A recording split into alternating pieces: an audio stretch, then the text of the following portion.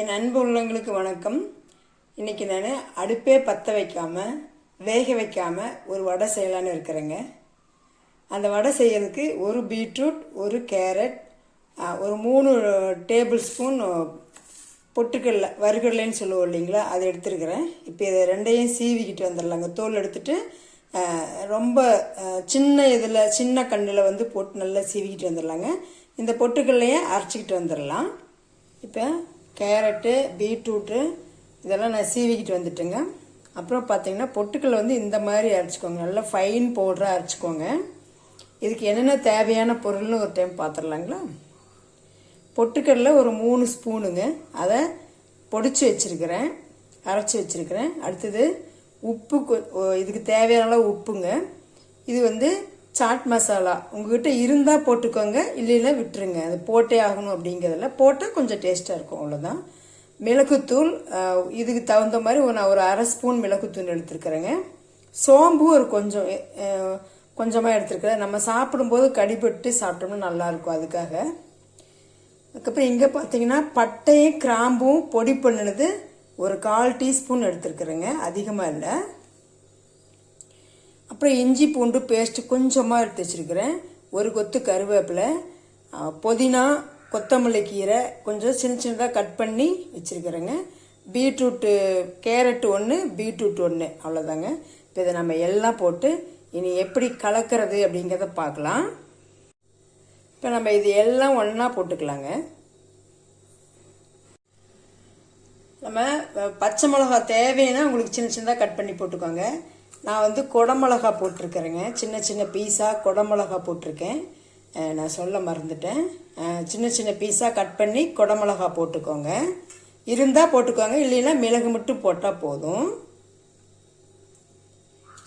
இந்த பவுடர்லாம் போட்டுக்கலாங்க. போட்டு இதெல்லாம் ஒரு டைம் நல்லா கலக்கி கொடுத்துக்கலாங்க. ஏன் இந்த பீட்ரூட்டு, இந்த உப்பு மிளகுத்தூள் இதெல்லாம் போடலாம். அதெல்லாம் ஃபஸ்ட்டு நம்ம இந்த காயில் வந்து நல்லா அதெல்லாம் கோட்டிங் ஆகணுங்க, அதுக்காக தான் ஃபஸ்ட்டு பரட்டிக்கிட்டோம். அதுக்கு அடுத்து நம்ம வந்து பொட்டுக்கடலை பொடி போட்டுக்கலாங்க.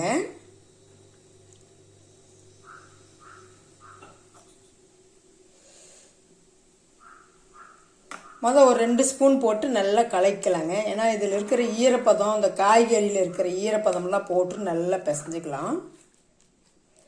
நல்லா கிளறி கொடுத்துக்கலாங்க. இன்னும் ஒரு 2 ஸ்பூன் போட்டுக்கலாங்க. கொஞ்சமாக போட்டு அப்படி கிளறுங்க. ஏன் கொஞ்சமாக போடுறோன்னா ஈரப்பதமும் இழுக்கும், அதே இடத்துல கட்டி விழுகாதுங்க, அதுக்காக தான்.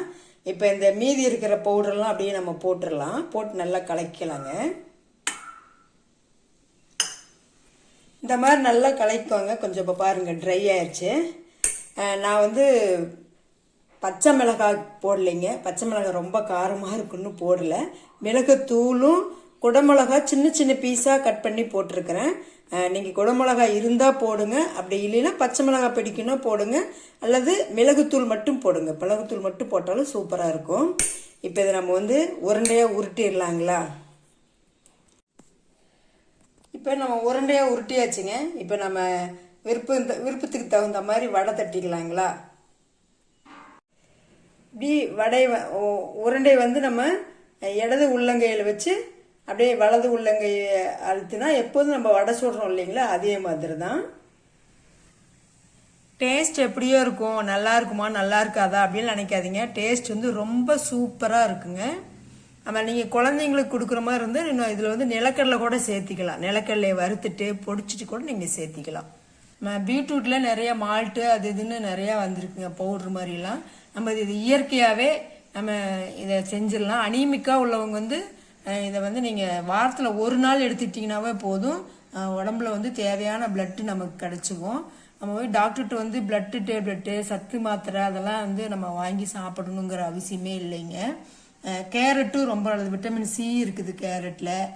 அதனால் வந்து இது முடிஞ்சளவு நீங்கள் வாரத்தில் ஒரே 1 நாளாவது நீங்கள் இந்த மாதிரி செஞ்சு சாப்பிடுங்க. நமக்கு சமைக்காத பீட்ரூட் வடை ரெடி ஆயிடுச்சுங்க. நம்ம வந்து வளர்கிற குழந்தைங்கள்ந்து பெரியவங்க வரலும் சாப்பிட்லாங்க. ரொம்ப செய்யறதும் ரொம்ப ஈஸி. 5 நிமிஷத்தில் செஞ்சிடலாம், 10 நிமிஷத்தில் சாப்பிட்றலாம்.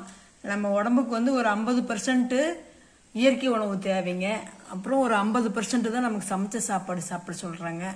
ஆனால் அப்படி சாப்பிட்டாதான் நம்ம உடம்புக்கு வந்து நோய் நொடி இல்லாமல் எதிர்ப்பு சக்தி நமக்கு நிறைய கிடைக்கும் அப்படின்னு சொல்கிறாங்க. அது வந்து நான் கூட இது மாதிரிலாம் சாப்பிட்டு பார்த்துருக்குறேங்க.